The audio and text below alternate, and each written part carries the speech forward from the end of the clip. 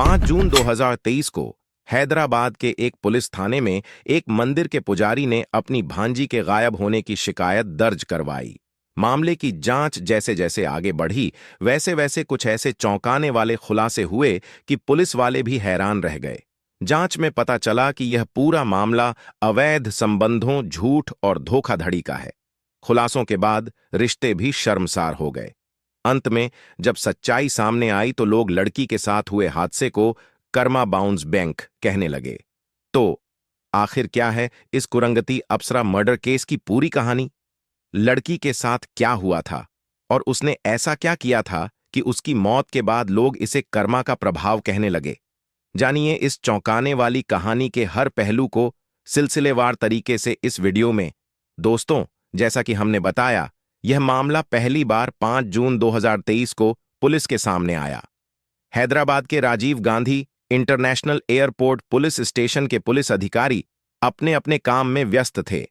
तभी एक व्यक्ति जिसने सफेद वस्त्र धारण किए थे और माथे पर तिलक लगाया था, थाने के अंदर दाखिल हुआ। उस व्यक्ति ने अपना नाम अय्यागरी साई कृष्णा बताया और उसकी उम्र 36 साल थी। पुलिस वालों के सामने अय्यागरी ने बताया कि 2 दिन पहले यानी 3 जून की रात को शमशाबाद इलाके में उसने अपनी 30 साल की भांजी कुरुगंटी अप्सरा को अपनी कार से ड्रॉप किया था। अप्सरा को अपने दोस्तों से मिलने के लिए भद्राचलम जाना था। अय्यागरी ने बताया कि उसने अपनी भांजी को वहां ड्रॉप कर अपने घर लौट गया। कुछ देर बाद जब उसने अप्सरा के मोबाइल पर फोन करने की कोशिश की तो उसका मोबाइल स्विच ऑफ मिला। उसने काफी इंतजार किया, लेकिन उसका मोबाइल स्विच ऑन नहीं हुआ। कई दोस्तों से भी अप्सरा के बारे में जानकारी लेने की कोशिश की, लेकिन उनके पास भी अप्सरा के बारे में कोई जानकारी नहीं थी। पुलिस के सामने अय्यागरी साई कृष्णा ने खुद को हैदराबाद के सरूर नगर इलाके के एक मंदिर का पुजारी बताया। मामला एक लड़की के गायब होने का था, इसलिए पुलिस तुरंत हरकत में आ गई और मामला दर्ज होते ही जांच शुरू कर दी। अय्यागरी ने बयान दिया कि आखिरी बार अप्सरा उसी के साथ कार में बाहर गई थी, इसलिए पुलिस ने सबसे पहले अप्सरा की मां से मिलकर पूछा कि क्या उनकी बेटी आखिरी बार अय्यागरी के साथ ही बाहर गई थी। अप्सरा की मां ने इस बात की पुष्टि की। अय्यागरी ने बताया था कि 3 जून की रात को उसने अपनी भांजी को शमशाबाद के एक लोकेशन पर ड्रॉप किया था, जहां से अप्सरा को भद्राचलम जाना था। वहां उसके दोस्त उसका इंतजार कर रहे थे। पुलिस ने अप्सरा के पिकअप लोकेशन से लेकर अय्यागरी द्वारा बताए गए ड्रॉप लोकेशन तक को मार्क किया और बीच के एक एक सीसीटीवी फुटेज को खंगालने का फैसला किया। अय्यागरी द्वारा बताए गए पिकअप और ड्रॉप लोकेशन के बीच की दूरी लगभग 21 किलोमीटर थी। शुरुआती जांच में ही पुलिस को पता चला कि इन 21 किलोमीटर के बीच में सैकड़ों सीसीटीवी कैमरे लगे हुए हैं। लड़की का पता लगाने के लिए जरूरी था कि पुलिस वाले एक एक सीसीटीवी फुटेज की बारीकी से जांच करें, और उन्होंने ऐसा ही किया। जांच की शुरुआत सबसे पहले अप्सरा के घर के पास लगे सीसीटीवी फुटेज से होती है। जब इस फुटेज की जांच की जाती है तो उसमें अप्सरा अपने मामा अय्यागरी साई कृष्णा के साथ जाती हुई दिखाई देती है। इस तरह अय्यागरी का यह बयान सही पाया जाता है कि आखिरी बार अप्सरा उसके साथ घर के बाहर गई थी। अब पुलिस अय्यागरी द्वारा बताए गए ड्रॉप लोकेशन के आसपास के सीसीटीवी फुटेज को खंगालने का फैसला करती है। इस इलाके के कई सीसीटीवी फुटेज की जांच की जाती है, मगर एक भी फुटेज में अय्यागरी अपनी कार से अप्सरा को ड्रॉप करते हुए नजर नहीं आता। पुलिस अपनी जांच का दायरा बढ़ाते हुए अय्यागरी द्वारा बताए गए लोकेशन से और आगे के इलाकों में भी जांच पड़ताल करती है, मगर कहीं से भी इस बात की पुष्टि नहीं होती कि अय्यागरी ने कहीं पर भी अप्सरा को अपनी कार से ड्रॉप किया है। जब कहीं से भी पुलिस को अप्सरा के ड्रॉप लोकेशन के बारे में जानकारी नहीं मिलती तो वे एक बार फिर से अय्यागरी से पूछताछ करने का फैसला करते हैं। इस बार जब अय्यागरी से पूछताछ शुरू होती है तो वह हड़बड़ाने लगता है और दूसरी ड्रॉप लोकेशन के बारे में बताने लगता है। इसका मतलब यह था कि अय्यागरी ने अब अपना बयान बदलना शुरू कर दिया था। अय्यागरी के बयान बदलने से पुलिस को उस पर शक होना शुरू हो जाता है और वे उससे गहराई से पूछताछ करने का फैसला करते हैं। जैसे जैसे पूछताछ आगे बढ़ती है, अय्यागरी पुलिस को नई नई कहानियां सुनाने लगता है और लगातार अपने बयान बदलता रहता है। मगर यह सिलसिला ज्यादा देर तक नहीं चलता। पुलिस जब अपना तरीका अपनाती है तो अय्यागरी सब कुछ सच सच बताना शुरू कर देता है। जब अय्यागरी पुलिस के सामने मामले की सच्चाई बताता है तो हर कोई शॉक्ड रह जाता है। अय्यागरी पुलिस को बताता है कि उसने अपनी भांजी अप्सरा को कहीं भी ड्रॉप नहीं किया था, बल्कि उसे मार डाला था। पुलिस के सामने अय्यागरी ने बयान दिया कि 3 जून की रात घूमने जाने के बहाने उसने अपनी भांजी अप्सरा को अपनी कार में बैठाया। फिर वह उसे शमशाबाद के एक बेहद सुनसान इलाके में पहाड़ी के ऊपर लेकर चला गया। वहां किसी बात को लेकर दोनों में बहस हो गई और फिर अय्यागरी ने एक बड़ा सा पत्थर उठाकर अप्सरा के मुंह पर जोर से मार दिया। अय्यागरी ने एक बार नहीं बल्कि लगातार पत्थर से अप्सरा के चेहरे पर वार किया और बड़ी बेरहमी से उसे कुचलकर मार डाला। अपनी भांजी की जान लेने के बाद अय्यागरी को लाश ठिकाने लगाने की चिंता सताने लगी। उसने पहले लाश को एक प्लास्टिक में अच्छे से लपेटा और फिर उसे अपनी कार की डिक्की में रखकर ऐसी जगह की तलाश में निकल पड़ा जहां वह लाश को जला सके। इस तलाश में वह एक और सुनसान जगह पर पहुंचा और अपनी कार खड़ी करके लकड़ी इकट्ठा करने लगा, मगर उसे लाश को जलाने लायक लकड़ी नहीं मिली।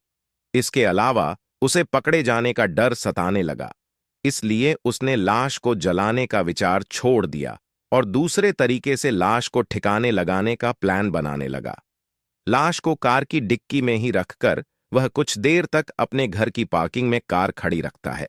फिर मौका मिलते ही कार लेकर उस मंदिर के पीछे चला जाता है जहां वह पुजारी के तौर पर काम करता था। इस मंदिर के पीछे मंडल रेवेन्यू ऑफिसर का दफ्तर था। इस दफ्तर के पास एक बड़ा सा मैनहोल था। जब चारों ओर सन्नाटा पसर गया तो अय्यागरी अपनी कार को मैनहोल के पास लेकर जाता है और मौका पाते ही अप्सरा की लाश को उसी मैनहोल में डालकर ढक्कन बंद कर देता है। किसी को लाश तक पहुंचने से रोकने के लिए अय्यागरी 2 ट्रक मिट्टी भी मैनहोल के ऊपर डलवा देता है। हालांकि 2 ट्रक मिट्टी डालने के बावजूद अगले दिन अय्यागरी नोटिस करता है कि थोड़ी थोड़ी बदबू मैनहोल से बाहर आ रही है। इसलिए वह मिट्टी हटाकर पहले मैनहोल के ऊपर अच्छे से सीमेंट का प्लास्टर चढ़ा देता है और फिर उसे मिट्टी से ढक देता है। अब अय्यागरी को लगता है कि उसने सही जगह लाश को ठिकाने लगा दिया है और अब वह कभी भी पकड़ा नहीं जाएगा। हालांकि एक समस्या थी कि उसकी बहन जानती थी कि अप्सरा को आखिरी बार अय्यागरी ही लेकर बाहर गया था। ऐसे में वह पुलिस से शिकायत कर सकती थी। इसलिए किसी को शक न हो, अय्यागरी खुद ही पुलिस के पास जाकर अपनी भांजी के गायब होने की शिकायत दर्ज करवा देता है। मगर उसकी यह चालाकी काम नहीं आती और पुलिस के सामने उसका झूठ पकड़ा जाता है। अब पुलिस वाले हत्या के मकसद का पता लगाने का फैसला करते हैं। जब पुलिस अय्यागरी से हत्या के कारण के बारे में जानने की कोशिश करती है तो वह चौंकाने वाला खुलासा करता है। अय्यागरी के अनुसार अप्सरा और वह पिछले काफी समय से एक दूसरे के साथ रिलेशनशिप में थे। दोनों एक दूसरे को प्यार करने लगे थे और उनका रिश्ता इतना गहरा हो गया था कि वे बेहद करीब आ गए थे। फिर एक दिन पता चला कि अप्सरा गर्भवती हो गई है। प्रेगनेंसी की बात सामने आते ही अप्सरा अय्यागरी पर दबाव बनाने लगी कि अब ऐसे नहीं चलेगा, जितनी जल्दी हो तुम मुझसे शादी कर लो। अय्यागरी के सामने समस्या यह थी कि उसकी शादी कई साल पहले ही किसी दूसरी लड़की से हो चुकी थी और उसके 2 बच्चे भी थे। यह बात अप्सरा भी जानती थी, इसलिए अय्यागरी लगातार उसे समझाने की कोशिश करता रहा। अप्सरा कहती, तुम अपनी पत्नी को छोड़ दो और मुझसे शादी कर लो। चूंकि अप्सरा और अय्यागरी का पहले से ही रिश्ता था, अप्सरा के लाख जिद के बावजूद अय्यागरी शादी के लिए मना करता रहा। अय्यागरी के समझाने पर अप्सरा ने अपना अबॉर्शन करवा लिया। अबॉर्शन के बाद भी वह लगातार अय्यागरी पर शादी के लिए दबाव बनाती रही। इसी के बाद अय्यागरी ने खौफनाक प्लान बनाना शुरू किया। फिर 3 जून की रात आखिरी बार लॉन्ग ड्राइव के बहाने अप्सरा को लेकर घर से बाहर निकला और उसे एक पहाड़ी पर ले गया। वहां उसने अप्सरा को समझाने की कोशिश की कि वह चाहकर भी उससे शादी नहीं कर सकता, लेकिन अप्सरा कुछ भी समझने के लिए तैयार नहीं थी। अय्यागरी के मुताबिक जब अप्सरा किसी भी तरीके से समझने के लिए राजी नहीं हुई तो उसने एक बड़ा सा पत्थर उठाकर अप्सरा के चेहरे पर मार दिया। लगातार हमले करके उसने तब तक अप्सरा को मारा जब तक कि उसे अप्सरा के मरने का यकीन नहीं हो गया। इस खुलासे के बाद अय्यागरी को गिरफ्तार कर पुलिस कस्टडी में भेज दिया गया। पुलिस जांच में अय्यागरी की इंटरनेट सर्च हिस्ट्री भी सामने आई, जिससे पता चला कि उसने अप्सरा की हत्या करने से पहले इंटरनेट पर how to kill human being search किया था। आगे कुछ दिनों की पूछताछ के बाद पुलिस ने इस पूरे मामले का खुलासा किया। मामा भांजी के अवैध रिश्ते और हत्या की खबरें सुर्खियां बटोरने लगीं और आसपास के राज्यों के अखबारों में भी इस खबर को कवर किया गया। जब यह खबर तमिलनाडु पहुंची तो अप्सरा से जुड़ा एक बेहद हैरान कर देने वाला खुलासा हुआ। दरअसल जब यह खबर मीडिया के जरिए तमिलनाडु में रहने वाली धनलक्ष्मी नाम की महिला तक पहुंची तो उसने मीडिया वालों के सामने चौंका देने वाला खुलासा किया। उसने बताया कि अय्यागरी ने जिस लड़की कुरुगंती अप्सरा की हत्या की है वह उसकी बहू है और उसकी वजह से उसके बेटे ने आत्महत्या कर ली थी। आगे इस मामले में पुलिस जांच करती है तो पता चलता है कि कुछ साल पहले ही अप्सरा की शादी कोयम्बटूर के रहने वाले सॉफ्टवेयर इंजीनियर कार्तिक राजा से हुई थी। कार्तिक राजा एक बड़ी कंपनी में काम करता था, जहां उसे सैलरी के तौर पर अच्छा खासा पैसा मिल रहा था। कार्तिक की मां के अनुसार शादी के बाद अप्सरा की मां अरुणा भी अपनी बेटी के साथ रहने आ जाती हैं। अब दोनों मां बेटी मिलकर उनके बेटे कार्तिक के पैसों पर ऐश करना शुरू कर देती हैं। ये लोग आए दिन 5 स्टार होटल में जाकर खाना खाने लगते हैं और रोजाना कार्तिक पर शॉपिंग करवाने का दबाव बनाने लगते हैं। इसके अलावा अप्सरा और उसकी मां कार्तिक के पैसों से हमेशा महंगी महंगी ज्वेलरी खरीदना शुरू कर देती हैं। यह बात सच थी कि कार्तिक अच्छा पैसा कमा रहा था, मगर जब उसकी बीवी और सास बेतहाशा पैसा खर्च करने लगती हैं तो उसकी आर्थिक स्थिति गड़बड़ा जाती है। वह अपनी सास और बीवी के शौक पूरे करने के लिए 25 लाख का लोन ले लेता है। कार्तिक की मां के अनुसार दोनों मिलकर कार्तिक का यह पैसा भी खत्म कर देती हैं। इसके बाद भी वे लोग कार्तिक पर और पैसे देने का दबाव बनाने लगते हैं, मगर अब कार्तिक की हिम्मत जवाब देने लगती है और वह पैसे देने से मना कर देता है। जब कार्तिक पैसे देने से मना कर देता है तो अप्सरा अपनी मां के कहने पर कार्तिक पर दहेज उत्पीड़न का केस दर्ज करवा देती है। केस दर्ज होते ही पुलिस कार्तिक को गिरफ्तार कर लेती है और उसे जेल में डाल देती है। 15 दिन बाद जब कार्तिक को बेल मिलती है और वह जेल से बाहर आता है तो समाज में उसे काफी ताने सुनने को मिलते हैं। इस शर्मिंदगी की वजह से एक दिन कार्तिक आत्महत्या कर लेता है। जब कार्तिक की मौत की जानकारी अप्सरा और उसकी मां को मिलती है तो दोनों ज्वेलरी और पैसा लेकर रातों रात चुपके से हैदराबाद चली जाती है।